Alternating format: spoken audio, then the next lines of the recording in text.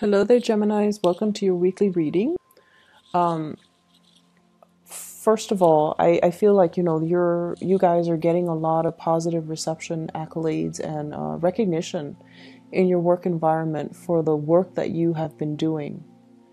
I feel like you guys are kind of like the catalyst for a major transformation in the workplace to happen. So you might have been on the forefront of some type of a change, and you might have seen the every step of the way in that entire process. And now the process, the it could be like an experiment that they're running, and you're supposed to be in charge of it. You're supposed to record the data. You're supposed to troubleshoot. You're supposed to see it through from the beginning until the very end. And then at the end, you write a report about it. You then submit the report to your higher ups, and they look at it and they assess whether or not it was successful, what was done right, and things like that.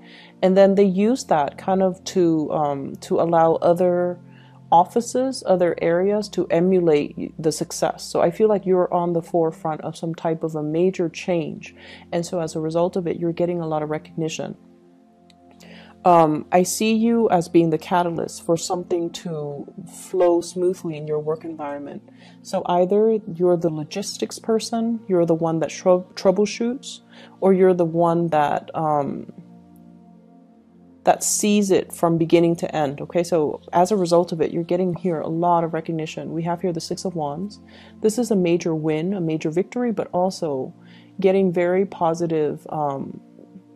Like getting positive attention from higher ups and also from the people that you command. So I feel like if those of you who are in management positions, you're well respected and well regarded by the people underneath you, and also from the people that oversee the work that you do. I see there could potentially be major compensation as well coming in as a result of it, of the work that you've kind of streamlined, okay? I'm also seeing you're very visible in the spotlight for this week. Everything that you do will be noticed.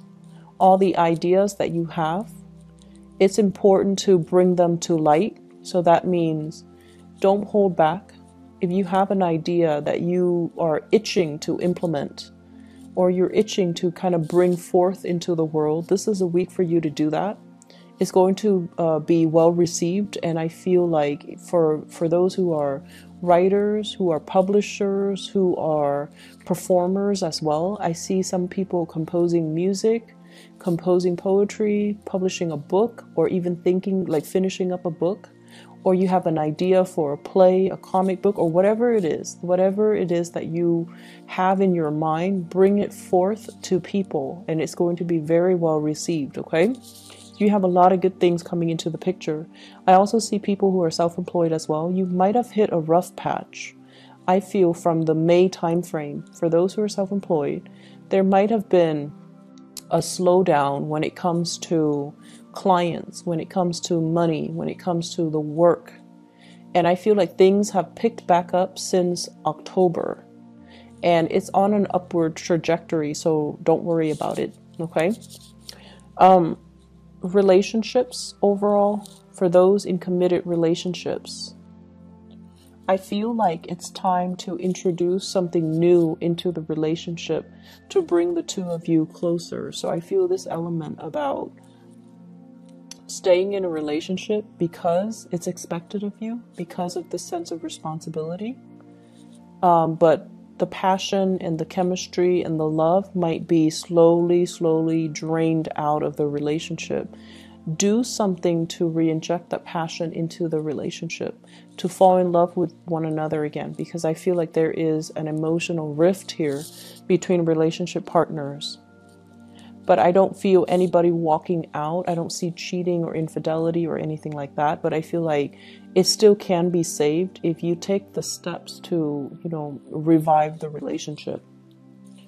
And for others, I feel like there's somebody in your life that you are very attracted to. And I feel almost like the two of you might be walking different paths.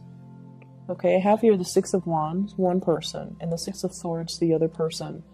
You're doing things in a very linear way. One person is really, at the peak of their career, and they're just coasting. The other person is trying to find their career path. They have flirted with self-employment. They've worked for other people. They worked in the public sector, the nonprofit sector, the private sector. They're still trying to find their way. And I feel like one person is progressing upwards. The other person is trying to branch out laterally. And because of that, I feel like your paths might start to diverge.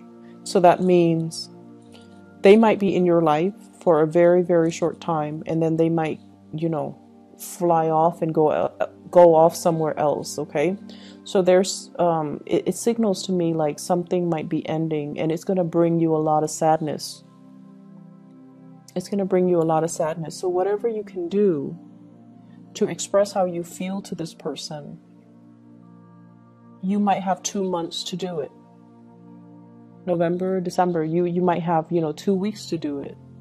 And I feel like you're not really making a move because you don't want to hinder this person's progress, but it would be in your best interest to kind of express how you feel.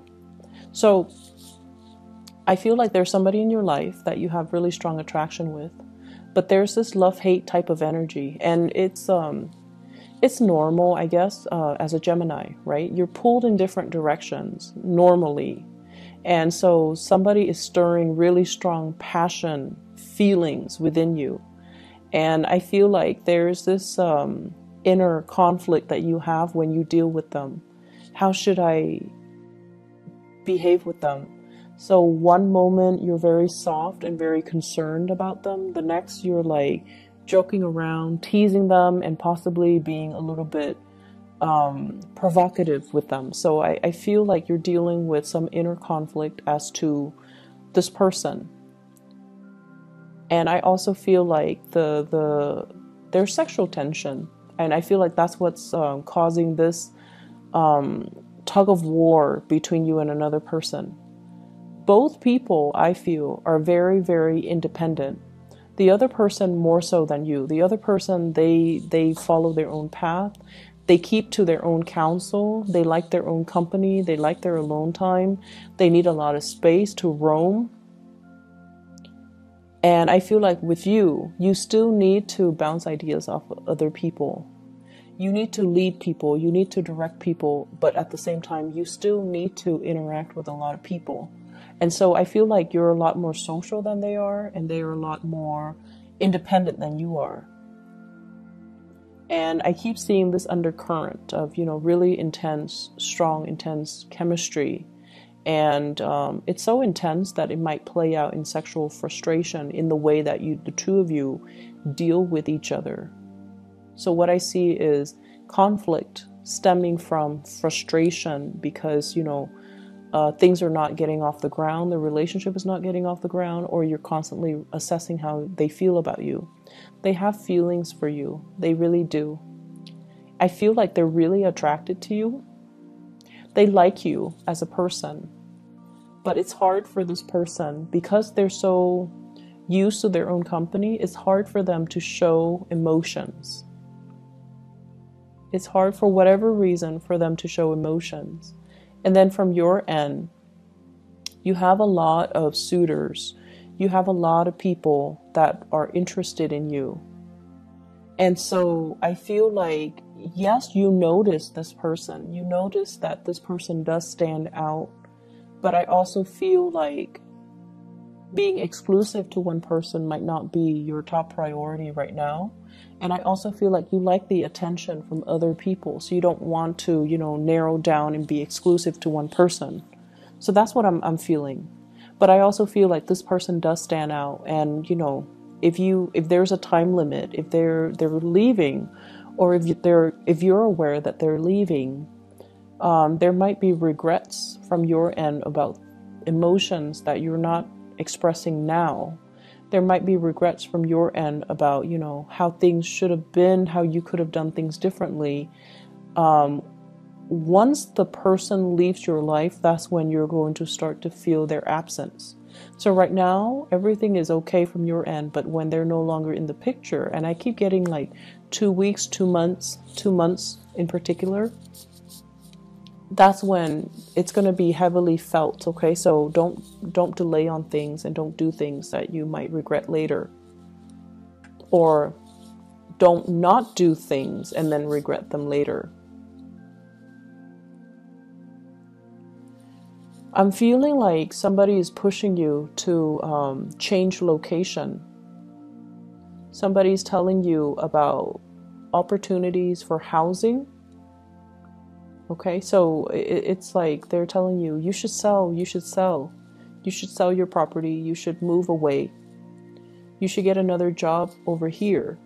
Or they're making recommendations. I know someone who has a place for sale, or I know somebody who has a place for rent. If you're looking, I can like make the introduction for you.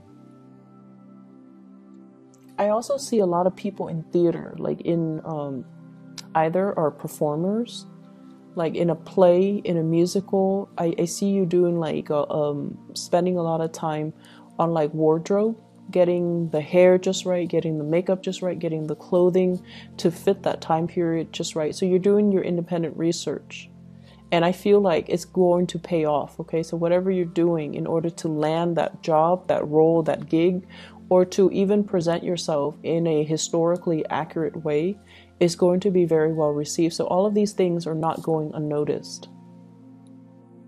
I also feel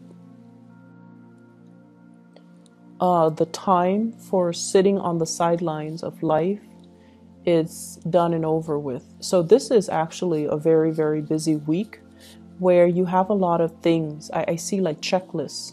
I see these boxes, and then you're checking things off as you go. You're getting things done. You're taking care of little errands here and there, which is great because, you know, Mercury goes into retrograde on the 17th of this month.